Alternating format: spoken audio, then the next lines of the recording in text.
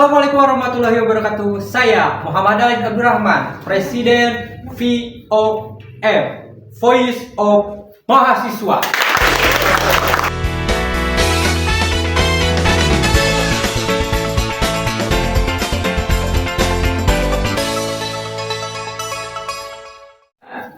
Sobat POM, pada program kita kali ini akan membahas tentang debat capres ketiga menurut perspektif mahasiswa-mahasiswa, khususnya di mahasiswa komunikasi.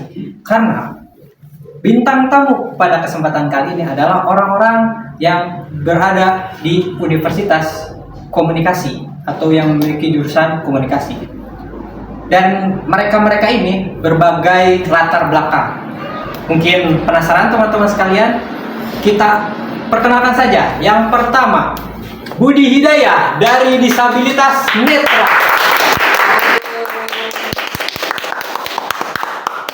Dan narasumber yang kedua kita itu, dia adalah seorang ayah yang baik, seorang bapak rumah tangga yang sangat bertanggung jawab. Tetapi di samping itu, dia juga sangat aktif dalam ikut organisasi di luar maupun di internal kampus. Penasaran? Kita kenalkan Iwan Yuliawan.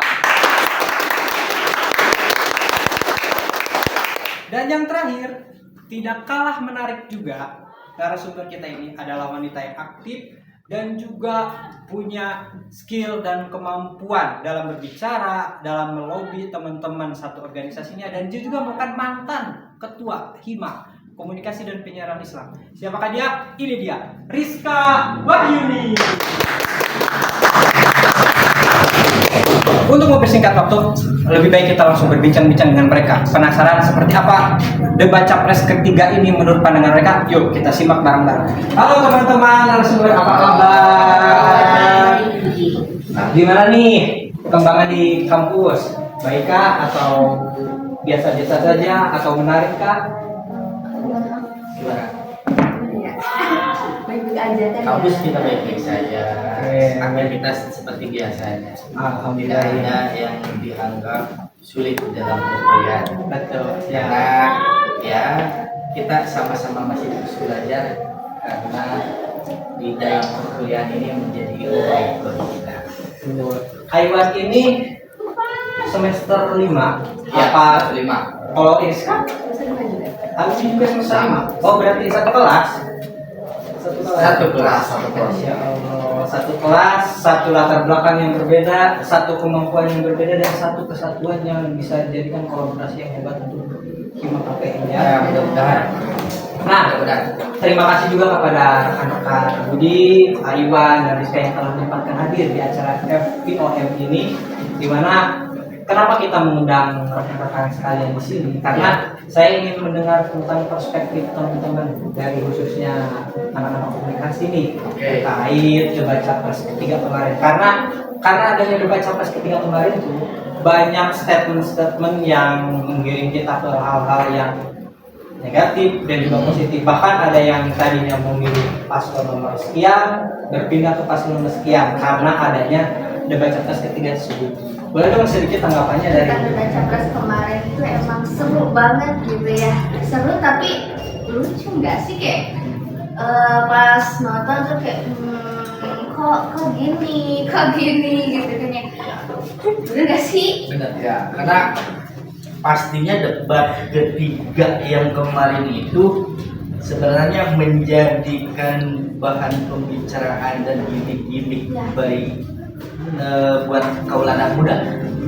Karena yang dilihat dari fenomenal hasil debat kemarin terutama yang ketiga itu kan kita jangan terlalu jauh lah melihat sejauh mana dari visi misi dari setiap orang-orang atau paslon-paslon tersebut ya. Tapi lebih kepada dampak debat-debat tersebut kita lihat di platform media-media sosial terutama. Dan jargon-jargon mereka kan biasanya banyak juga memunculkan kayak gimmick baik itu poster gemoynya Ya, terus ada lagi yang terjadi dengan potongan video dari apa itu paslon nomor 2 dengan gaya nangisnya. Ya, Nah sebenarnya itu juga menjadi suatu propaganda sih. propaganda bagaimana menciptakan komunikasi terhadap masyarakat yang kemungkinan dari apa yang diperdebatkan itu biasanya jauh dari kata substansinya biasanya. Makanya kalangan yang bagi mungkin bisa dibilang belajar atau apa biasanya sih lebih memunculkan apa ya, kreativitas mereka ya. Tapi di satu sisi memang ada dampak baik negatif ataupun positifnya, karena di satu sisi dengan adanya potongan video dari misalkan paslon 2 menangis aja, semua orang bisa melihat simpatisannya cukup besar tuh. Ketika melihat entah itu sifatnya kasihan, sifatnya iba, meskipun dari paslon nomor berapa, kemudian satu dengan adanya gaya penyerangan kan gitu ya, memunculkan apa nilai terhadap paslon dengan angka berapa tuh 11 dan 100 gitu kan ya. Nah, hal-hal itu menjadikan komunikasi yang bagi kita terutama di kalangan akademisi melihatnya bagaimana ya hasil dari debat kemarin itu memuaskan dari serangan-serangan para calon yang lain ya, serangan-serangannya cuman tidak masuk kepada substansi atau visi misi yang emang harus dia sampaikan gitu. Kalau menurut pandangan kita, kalau dilihat dari kacamata bagaimana sih komunikasi untuk menciptakan pasangan calon masing-masing, memberikan informasi kepada masyarakat, ya kita bisa lihat sendiri hasilnya. Kita bisa melihat beberapa video-video yang sudah bisa menyebar di beberapa platform kan gitu. Mungkin ada lagi yang bisa disampaikan dari Abudi dan jadi yang lainnya. begini ya, kalau besar begini ya, Kang Iwan ya, Kang Mari juga dari saya. Ya. Jadi kalau kita dilihat dari keilmuan ya, Ya. di program studi komunikasi, Ya. khususnya di kita itu ini lebih ke komunikasi politik di sini. Ada beberapa poin ya, ketika pasangan calon itu dengan menyampaikan gitu kan, dengan serangan-serangan ya itu emang ada dari aspek keilmuan kita itu, dari aspek komunikasi politik itu terjadi di situ. Karena apa? Dibangunnya dengan perdebatan tersebut itu kan bisa bagaimana caranya bisa mempengaruhi massa, kan untuk prestasi politik ya kan. Nah tentunya ada komunikasi politik yang disampaikan ya secara non verbal mungkin ya. Dengan menyangkut pencitraan juga bisa gitu kan ya, itu kan politik ya. Jadi bagaimana caranya bisa market politik itu terbangun gitu kan dengan debat ini, sehingga untuk mencari simpatisan daripada masyarakat Indonesia. Nah, di sisi lain juga ada dampak negatifnya gitu kan.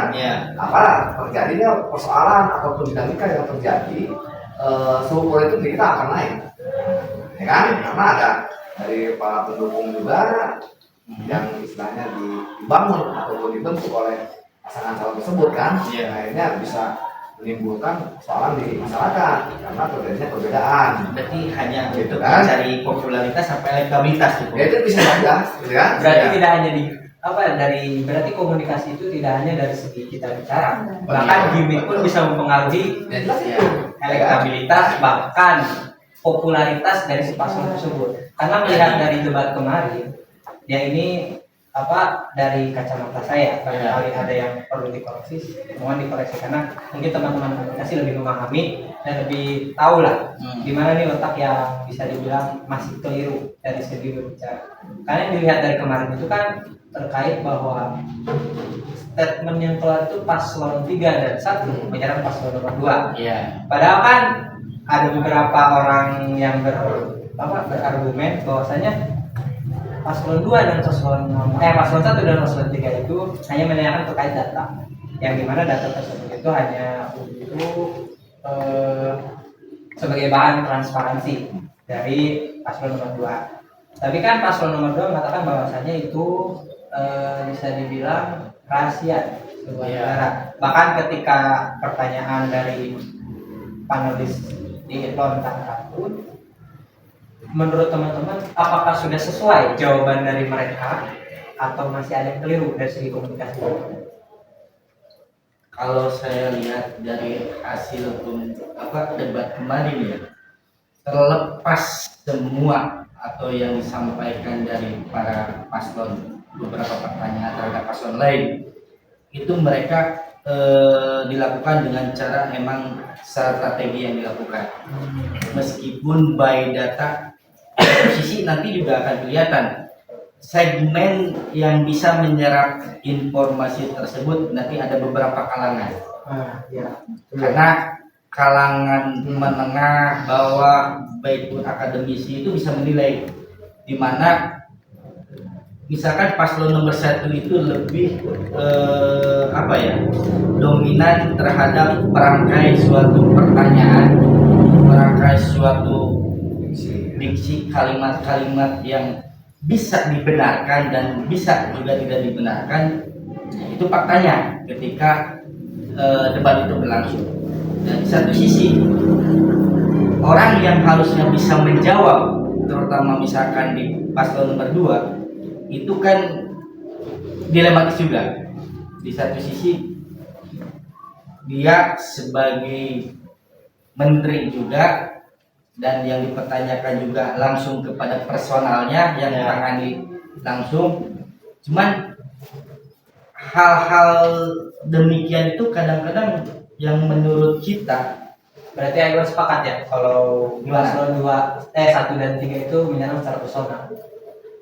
boleh dibilang menyerang secara personal. Iya, karena mungkin yang dirasakan oleh beberapa orang simpatisannya itu pasti terasa. Ya. Gitu kan, terasa. Karena di satu sisi simpatisan atau masyarakat sendiri atau relawan sendiri itu bahwa jagoannya harus benar, harus mampu bersaing. Tapi di satu sisi dari paslon lain melontarkan kalimat pertanyaan juga yang memang masuk kepada substansinya. Sebenarnya nggak ada yang salah. Mungkin paslon 1 lebih kepada bagaimana komunikasi atau bagaimana tatanan dalam menciptakan bernegara ini. Oke. Gitu kan. Meskipun di satu sisi untuk tatanan yang tadi disebutkan terhadap militer, ya, terus rahasia negara itu kan tidak bisa. Ya mungkin dari beberapa masyarakat melihatnya etikanya, karena mayoritas di kita itu lebih kebanyakan muslim, kita juga beradab, beretika gitu kan. Makanya setelah debat itu terjadi chaos di publik kan, chaos di publik yang akhirnya menyerang satu sama lain terhadap personal gitu. Dari segi komunikasi tadi kan berbicara tentang etika. Iya. Etika mana yang dianggap keliru dari debat kemarin itu menurut Pak Iwan dan Tereska atau Pak Budi? Kalau melihat etika sih kembali lagi ya, debat itu biasanya tercipta karena menciptakan bagaimana wawasan visi misi dari setiap paslon itu untuk disampaikan. Dan itu teknisnya debat seperti demikian.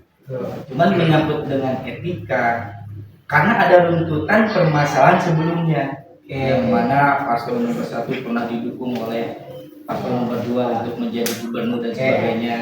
Terus kronologisnya lagi paslon nomor 1 pernah mencelok A, mencelok B, mencelok C gitu kan. Nah, hal-hal itu menjadikan kita selaku mahasiswa yang tahu arah komunikasinya kemana, itu kan bisa menggambarkan bahwa terjadinya konflik atau perdebatan di publik itu ya balik lagi dari mereka-mereka yang melakukan semuanya itu gitu ya. Tapi kalau menurut saya sedikit ya Kang Malik, jadi ketika kalau kita melihat dari sudut pandang secara etika komunikasi, memang di situ kan Kang Iwan ya, kan mereka itu kan 1, 2, 3 itu kan calon pemimpin. Nah, kalau segi etikanya emang itu mungkin salah satu strategi ya untuk untuk menyampaikan visi misi, ya kan? Ketika untuk ya terjadilah suatu perdebatan ya. Nah, tapi terkesannya kan itu saling menjatuhkan. Jadi bukan seorang negarawan gitu kan. Sedangkan kalau menurut saya ini kan ketika mereka ini kan mencalonkan untuk calon presiden gitu ya. pemimpin bangsa, ya kan, yang akan menjadi ikon gitu kan, ikon negara kita, siapapun yang terpilihnya, gitu kan. Cuma dengan cara seperti begitu, terkesannya jadi seolah-olah nggak ada gitu, kenegaraannya nggak ada. Di sisi lain ada orang yang keras, ya kan, menyerang dengan menyampaikan fakta-fakta, gitu kan. Tapi di sisi lain dengan menangis ya, masalah seperti itu kan. Nah, jadi jelas gitu kan, untuk kepentingan politiknya jelas di situ. Nah, walaupun hasilnya dari debat tersebut akhirnya terjadi beberapa persoalan, ya kan, antara pendukung 1, pendukung 2, pendukung 3 kan, yang terjadinya persoalan di masyarakat. Oke, mungkin diciptakan kan gitu. sedikit dari kalau misalnya dari saya selaku kaula muda dan juga perempuan.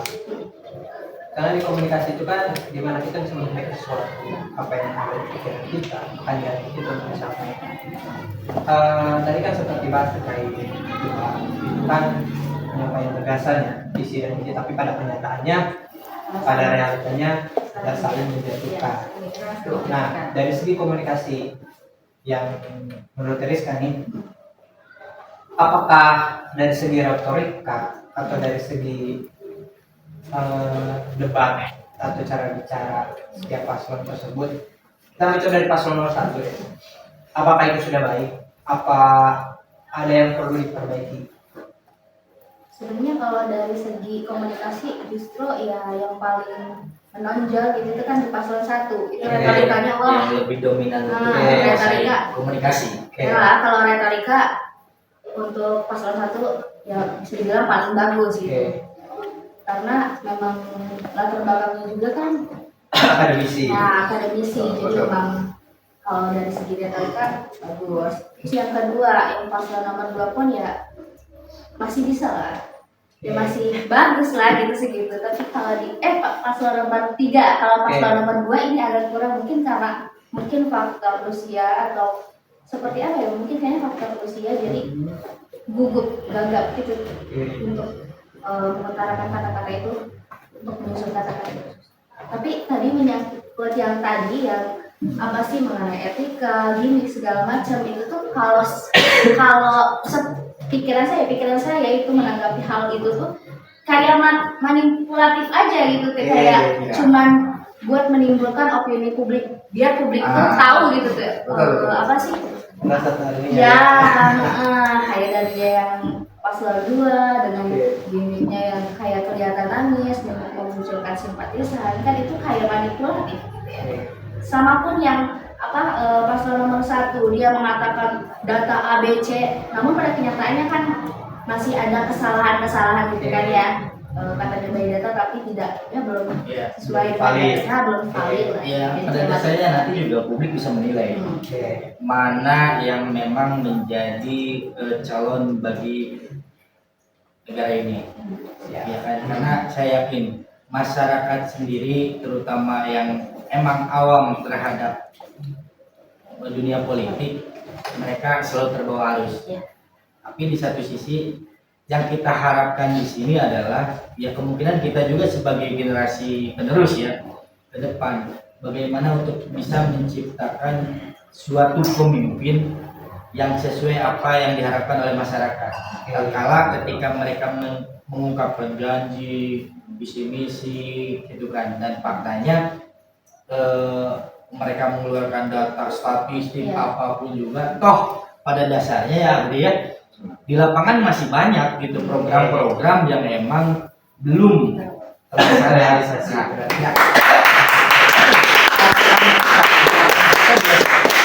Harapan kita sendiri sih butuh ada sosok pemimpin yang memang bisa menciptakan semua itu. Jangan hanya jargon lah gitu kan, terus jangan hanya memainkan retorika juga gitu kan. Di satu sisi kita juga butuh untuk memimpin negara ini memang tidak skupnya bukan kecil gitu. Karena Indonesia juga beragam budaya, beragam etnis juga gitu kan. Makanya di sini perlu debat yang berikutnya yang saya harapkan itu bisa lebih memperdalam lagi bagaimana debat itu bisa mengarah kepada semua kalangan. Karena faktanya hari ini gitu kan dunia TikTok pun gitu kan ya, terutama generasi Gen Z ya, kemudian kita generasi Gen Z bukan, Kita mah generasi Y. Gitu ya. Jadi Pak generasi yang sekarang itu cukup didoktrin dengan cara komunikasi yang disampaikannya itu potongan gitu. Oke. Sehingga Ambigu ya? setengah ya. Nah, Ambigu. sehingga untuk daya berpikir masyarakat lebih kepada edukasi menciptakan komunikasi yang lebih baik itu sangat jauh saya lihat. Tapi sedikit nih, ya bagaimana? Ini ada yang sedikit ya menurut saya. Ya. Ketika dari calon tersebut kan seolah menyalahkan pemerintah. Oke. Gitu ya. Tapi kita kan nggak sadar kalau mereka itu apa ya? Ya mungkin menyampaikan pesan ya, pesan secara komunikasi itu kepada masyarakat, mengevaluasi atau mengkritik ya, dan bisa juga menjatuhkan pemerintah kan. Ya. Tapi mereka nggak sadar gitu kan. Nah di sini kan ada semacam apa ya? Kan mereka juga bagian dari pemerintahan, gitu ya. Pasangan calon juga, Pak nomor 1 pernah jadi menteri, ya kan, Pak nomor 2 juga menteri, gitu ya. Pak Ganjar juga seorang gubernur kan. Ya. Nah ini sangat lucu gitu kan ya. Nah ini menjadi satu tontonan ketika kita sebagai penerima pesan ya untuk masyarakat. Jadi ya kalau mereka bukan dari pemerintahan gitu kan. Ya. Justru kalau saya sih secara masyarakat ya, Ya. menyikapinya apa ya? Jadi justru lebih baik ke apa ya? Artinya kepada perbaikan lah, bukan untuk menunjukkan pemerintahan. Ya semua pemerintahan pemimpin itu kan pasti ada kekurangan ada kelebihan. Tapi bagaimana caranya membangun, walaupun dalam konteks politik ya, dari ilmu komunikasi politik tentunya berbagai macam cara itu kan ada ya, membangun terkait dengan untuk pencitraan, ada black campaign-nya gitu kan, ada dibangun manajemen konfliknya kan, di situ masuk tuh. Ya ketika kita kuliah kan di mata kuliah itu semua itu terjadi kan gitu. Cuman yang penting kita ketika disampaikan oleh mereka itu ya tolonglah, mereka itu kan calon pemimpin kan gitu ya. Tapi harus Saya bijaksana. sedikit memotong Budi. Untuk oposisi sendiri itu penting tidak sih? Ya penting. Kalau di negara ini, tapi oposisi yang benar-benar oposisi. Ya. Ya. Jadi mohon maaf, jangan sampai nanti dalam posisi, walaupun mungkin dalam konteks politik sah-sah saja ya Bang Iwan ya, sah-sah saja. Tapi setidaknya bagaimana caranya ketika sekarang itu ada pesan disampaikan untuk mengedukasi masyarakat. Kayak dengan politiknya seperti itu ya, karena masyarakat itu harus melek politik sekarang. Jadi itu sudah terjadi gitu kan. Ya, sudah melek politik kan. Seru ya? Gitu. Iya. Oke mungkin nanti kita akan berbicara tentang opini publik yang akan dibahas setelah yang satu. Iya.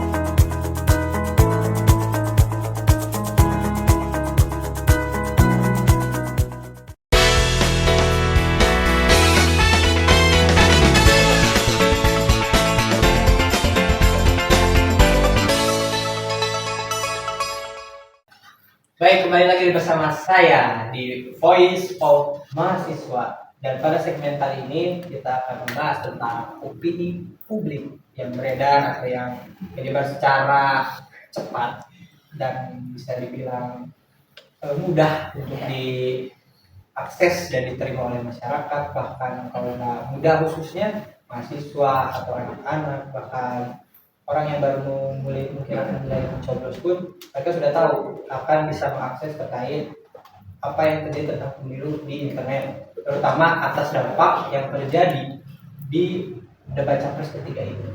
Nah, sebelum kita ngobrol lebih jauh yang lebih simpel aja terlebih terkait lembaga survei.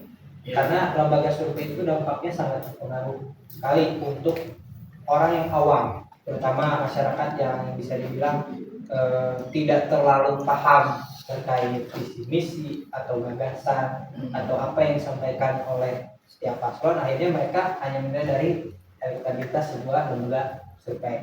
Nah, pandangan dari teman-teman komunikasi ini dari lembaga survei ini dan bisa disandingkan dari komunikasi massa dan opini publik itu seperti apa? Mulai dari Taiwan, tolong dijelaskan. Ya, untuk menggambarkan bagaimana lembaga survei ini bekerja, ya mungkin kita juga bisa lihat beberapa lembaga survei baik yang hasil dari bawaannya sendiri atau yang independen sendiri atau independen gitu kan, karena banyak beberapa paslon juga menggunakan lembaga survei yang mungkin dia sewa atau dia butuhkan.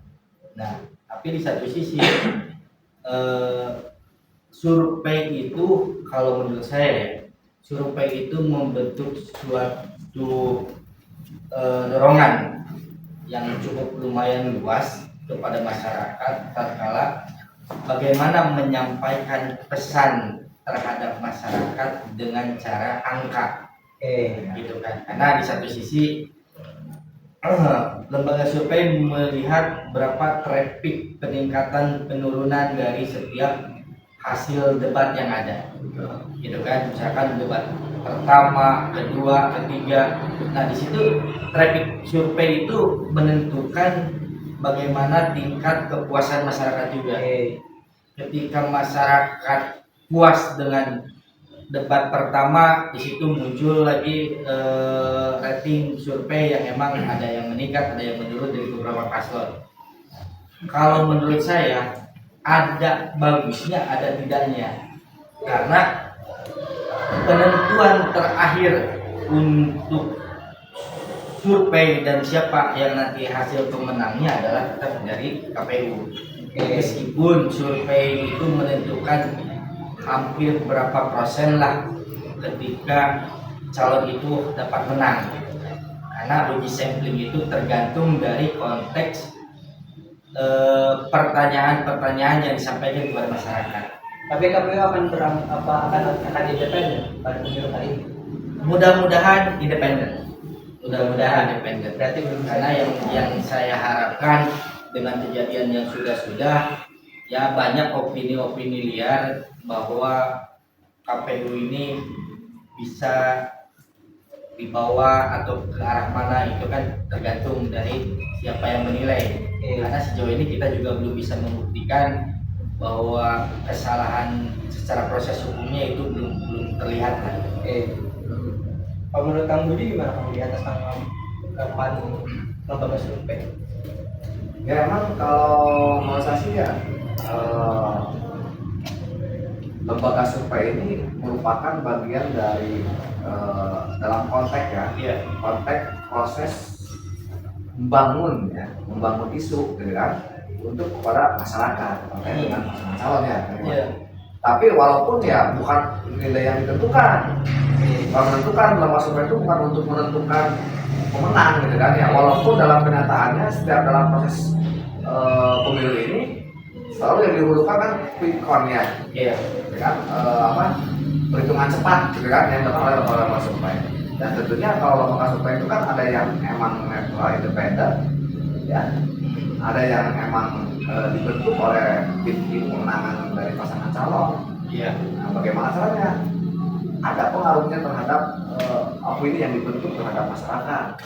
terkait dengan pasangan calon. Dan itu akan ada pengaruhnya karena dengan grafik yang notabene apa ya namanya tuh fluktuasi ya dari ketiga pasangan calon ini jelas itu.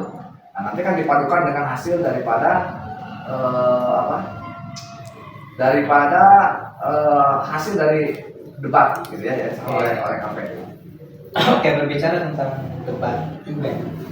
Menurut Kariska, debat kemarin itu yang capres ketiga itu bisa dibilang sangat berpengaruh terhadap elektabilitas atau survei kemarin.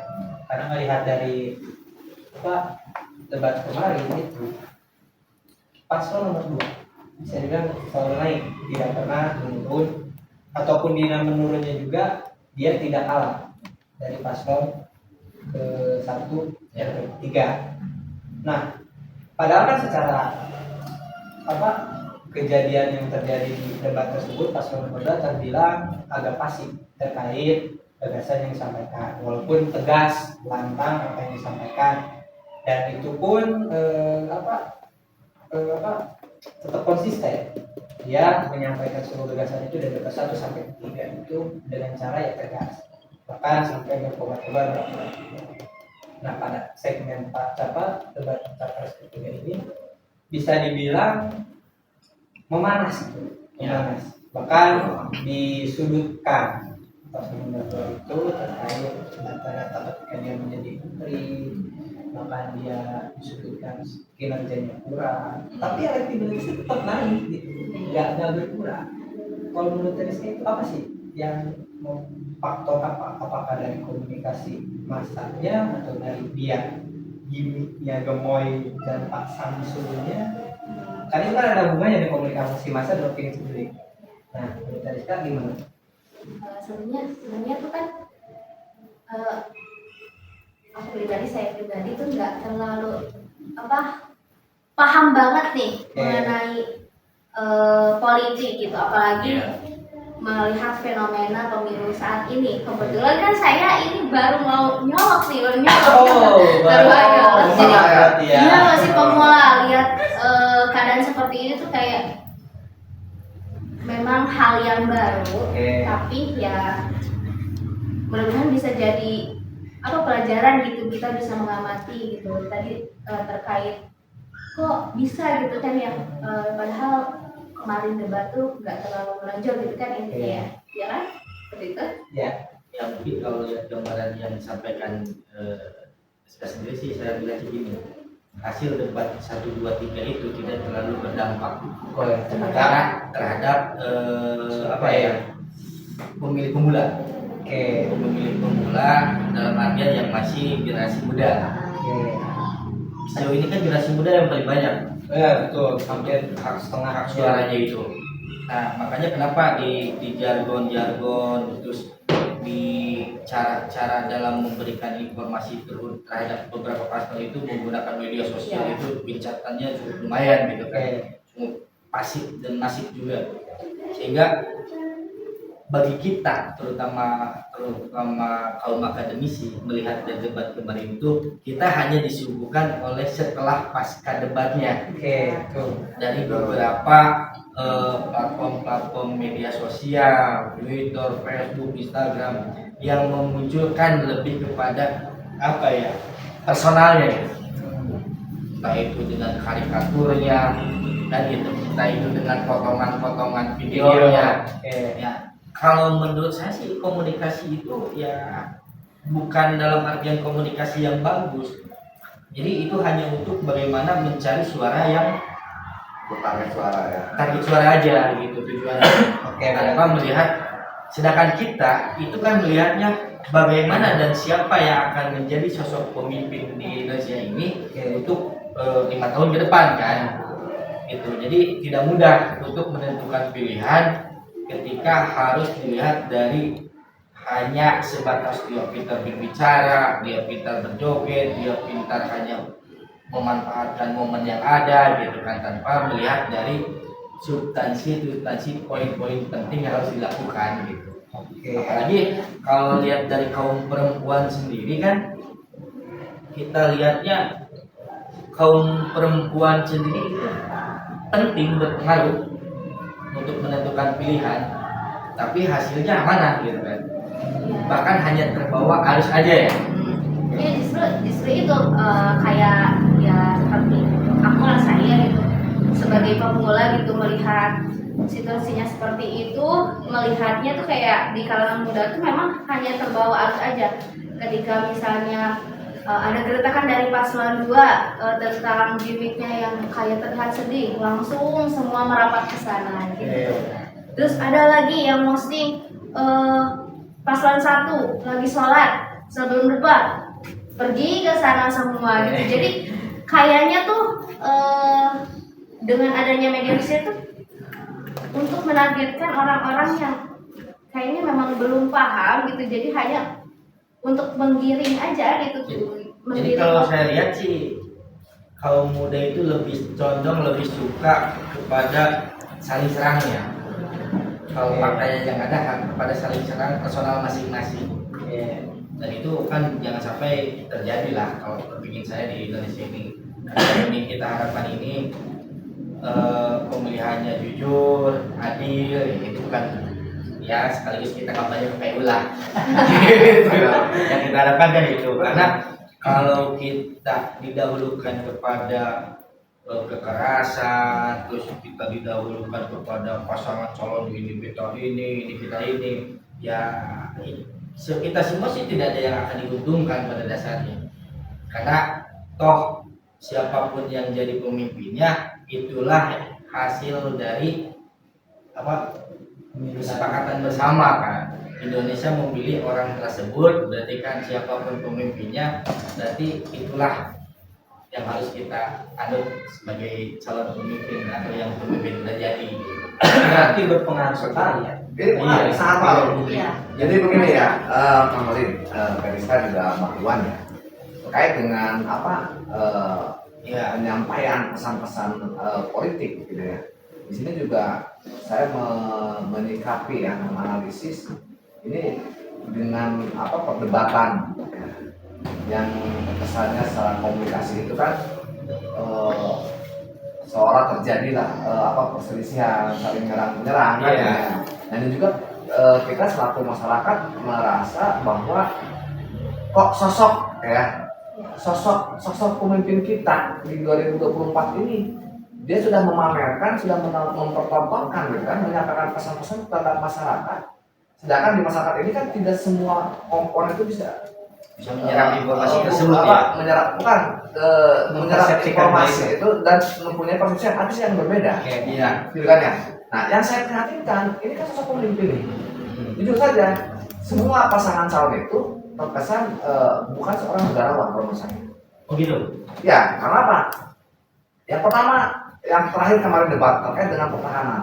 Karena nomor 2 itu kan ya Menteri Pertahanan. Jadi dijadikan suatu alat ataupun proses untuk menyerang.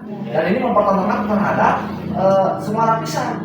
Apalagi sekarang di zamannya milenial ya, gadget itu kan semua itu bisa terakses. Nah, ini juga perlulah mungkin pemerintah bagaimana caranya ke depan ketika terjadi tontonan seperti itu tuh harus ada proteksi gitu kan. Karena berpengaruh dalam psikologi anak gitu. Kalau menurut saya dengan adanya, bukan dalam artian terlepas mau sifatnya menyerang dan sebagainya, kalau saya lihat dari perspektif kacamata politik atau kenegaraan, pertanyaan-pertanyaan itu seenggaknya yang emang menggambarkan bagaimana tatanan negara kita saat ini dengan beberapa demokrasi, sistem pemerintahan yang kurang begitu respon gitu kan, dan yang emang fakta dia itu dibuktikan. Di satu sisi kenapa lebih kepada menyerangnya, kemungkinan yang berdasarkan yang paslonnya itu emang di posisi di situ gitu, rasanya emang menyerang. Tapi kalau berbicara secara akademisi gitu kan, berbicara akademisi, paslon nomor 1 itu ya emang berbicaranya tentang tatanan pertahanan yang emang ini harus segera diperbaiki. Tujuannya ke situ gitu. Namun terlepas dari apa ya yang agak kurang berkenan itu dari nilai kemungkinan nilai. Nah. Karena seenggaknya dari beberapa menteri pertahanan dan pengawas pertahanan dari nilainya sendiri itu pasti tidak akan terima. Mereka udah berjibaku untuk melaksanakan pertahanan negara, ya kan? Di satu sisi dikasih nilai yang di luar dari teknis yang mereka lakukan. Gitu. Cuman kalau kita lihat nih bagaimana ketika dilihat dari sudut pandang ya, Iya. Penyampaian pesan yang bersifatnya publik gitu kan. Walaupun ini konteksnya kan politik ya. Iya. Di mana ada cara-cara strategi dari pasangan calon tersebut. Jadi terkesannya ada pesan yang disampaikan, sedangkan yang menerima pesan tersebut kan tidak satu segmen saja, berbagai lapisan, berbagai segmen. Nah, intinya di sini akan berpengaruh terhadap psikologi, ya kan, si orang yang yang menerima pesan, yang gitu ya. Contoh, kalau misalkan kita sekarang dengan gaya mereka seperti begitu, ini di luar konteks politiknya ya, tapi kita gaya komunikasi, etika komunikasinya dan psikologi komunikasinya ini mereka sebetulnya harus berpikir gitu kan, karena tontonan ini bukan ditonton oleh orang yang dewasa, orang tua gitu kan. Nah, karena kan dengan melalui jaringan-jaringan informasi yang mereka lancarkan untuk di media sosial gitu kan, itu sedangkan media sosial itu pasti akan diakses oleh semua kalangan. Dan sampai anak-anak pun itu akan terakses gitu kan. Nah, ini yang saya sikapi, yang saya analisis terkait dengan penyampaian kemarin debat itu ya, dari awal sampai yang kemarin yang terakhir yang ketiga kalau nggak salah kan. Nah itu, jadi di luar esensi itu, tapi mereka tidak berpikir bahwa ketika mereka sudah terkonsumsi dengan semua golongan itu akan berdampak. Oke, dari tadi asumsi kedua kan, ada asumsi Budi dan Iwan itu terkait debat kemarin itu bahwasanya ada perspektif menjelekkan, ada perspektif emang sudah sesuai itu yang ditanyakan oleh paslon, salah satu paslon kepada paslon yang lain itu sudah sesuai. Tapi rumor atau berita yang beredar yang sekarang bisa dibilang membesar itu terkait itu menjelekkan dan merasa apa yang disampaikan oleh paslon satu kepada paslon nomor itu terkait data. Nah, menurut Abu di Iwan dan Rizka, mana yang benar di antara itu terkait perspektif publik tersebut? Kalau sifatnya benar dan tidak, nanti juga publik akan menilai. Oke. Publik bisa menilai mana yang benar, mana yang tidak. Karena pada dasarnya gini, siapapun yang nanti calonnya baik 1, 2, dan 3 gitu, yang satu punya kelebihannya berbicara, yang kedua punya kelebihannya bertegasan, yang ketiga punya kelebihan dari ABCD-nya gitu kan. Kita lihat prosesnya, apakah pemilu ini masih menggunakan politik uang.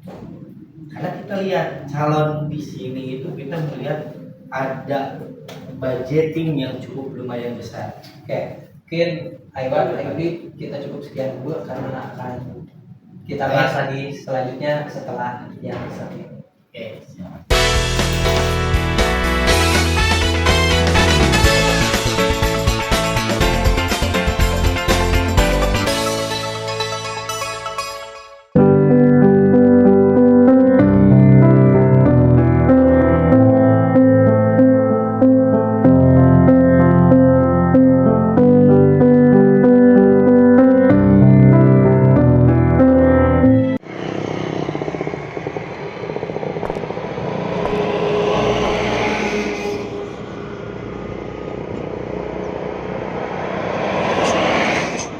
Kenapa kok kayak lagi bingung? Iya bingung, ini teh aku teh mau kuliah, cuman nggak tahu ini mau masuk prodi kemana. Oh gitu. Ya udah, aku mau kasih lihat sesuatu. Yuk ikut. Boleh.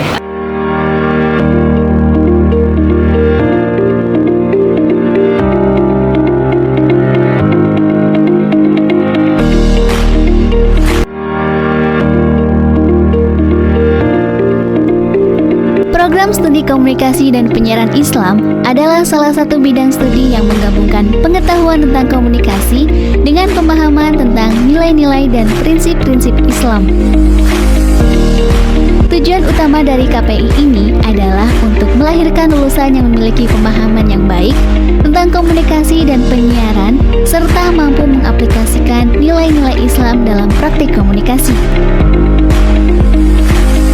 Materi yang diajarkan dalam program ini mencakup berbagai aspek komunikasi, teori komunikasi, media massa, komunikasi organisasi, komunikasi antar pribadi, dan penyiaran.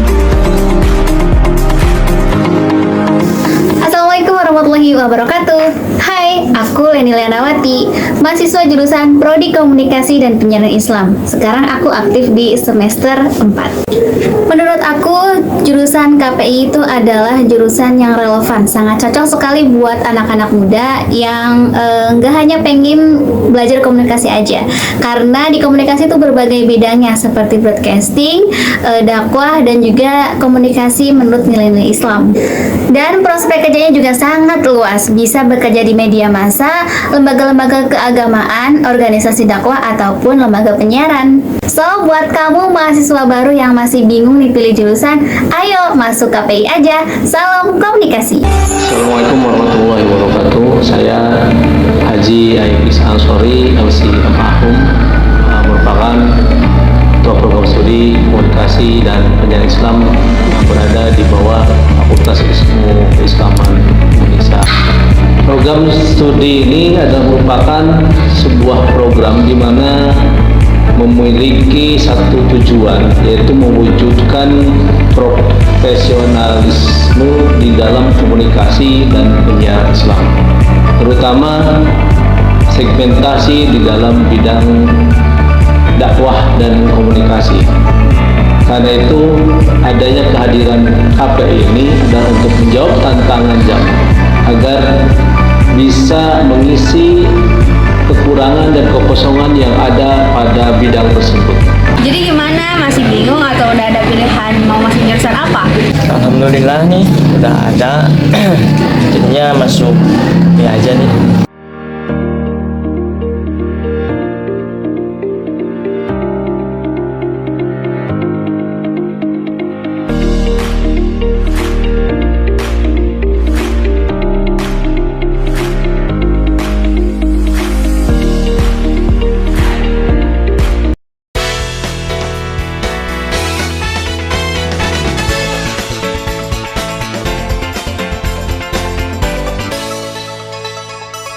Action. Oke, cukup Pak Budi atau narasumber yang lain karena kita memasuki segmen terakhir yang mana tanya jawab, di mana nanti audiens akan bertanya dan akan dilanjutkan nantinya oleh closing statement dari masing-masing narasumber. Oke, kepada audiens yang akan bertanya silakan maju ke depan dan sampaikan nama lalu pertanyaannya seperti apa. Silakan. Oke, baik. Perkenalkan, nama saya Fikri Miftahul Yakin. Untuk pertanyaannya tidak banyak ya. Untuk narasumber, sistem pemerintahan seperti apa yang rekan-rekan harapkan dari pemimpin yang terpilih nanti? Satu Mungkin gitu aja. sekian ya. Oke, Terima kasih. Oke, pertanyaannya dari saudara Fikri kepada narasumber, sistem pemerintahan apa yang diinginkan oleh para narasumber, khususnya para mahasiswa ketika nanti calon presidenan terpilih? Silakan dari Aiwan dulu mungkin yang Kalau yang ingin saya sudah siap untuk menjawab gitu ya. Kalau yang ingin saya harapkan adalah sistem pemerintahan nanti ya, ketika calon pemimpin yang menjabat sebagai pemimpin yang akan datang. Mudah-mudahan presiden yang nanti akan memegang Indonesia ini bisa lebih lagi menciptakan sistem tatanan demokrasi, bisa tetap meningkatkan lagi sistem hukum ya, karena cukup lumayan menjamah negeri hukum ini agak begitu jauh. Jadi jangan sampai hukum ini tumpul ke bawah, apa gimana tuh? Turun ke atas, ada yang ke Wajah. bawah. Nah, jangan sampai gitu. Dan ke depan mudah-mudahan bisa menjaring semua aspirasi masyarakat ketika dia menjadi sosok pemimpin yang terpilih. Ya mungkin dari Kang Budi, gimana Kang Budi? Ya kalau saya sih ya, nanti siapapun yang terpilih, yang terpercaya oleh rakyat untuk memimpin negara Republik Indonesia, yang pertama ya pemimpin yang amanah, ya, yang bisa memberikan ya,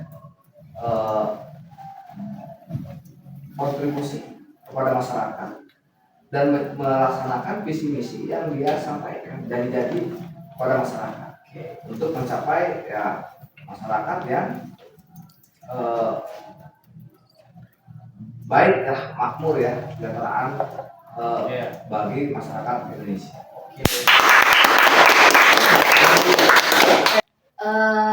Harapannya pemerintahan nanti ke depan cuma satu sih, kalau aku yang ikhlas untuk memperjuangkan cita-cita kemerdekaan Indonesia.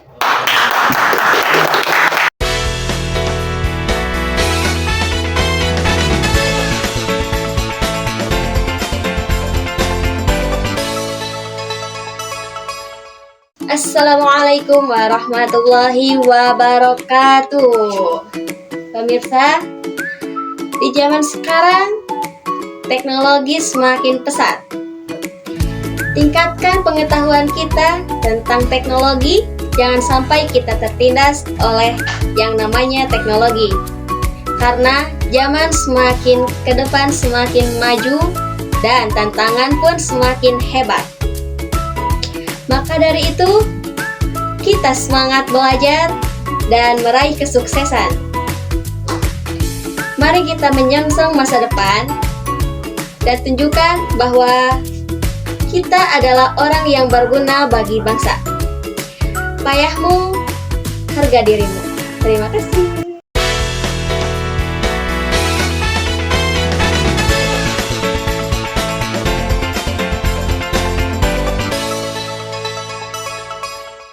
Ya baiklah, tibalah kita di penghujung acara. Terima kasih kepada Teriska, Aywan, dan Abdi yang telah dipakai hadir untuk menjadi narasumber pada bagian Voice of Mahasiswa. Saya selaku host dari Voice of Mahasiswa pamit undur diri. Assalamualaikum warahmatullahi wabarakatuh. Waalaikumsalam.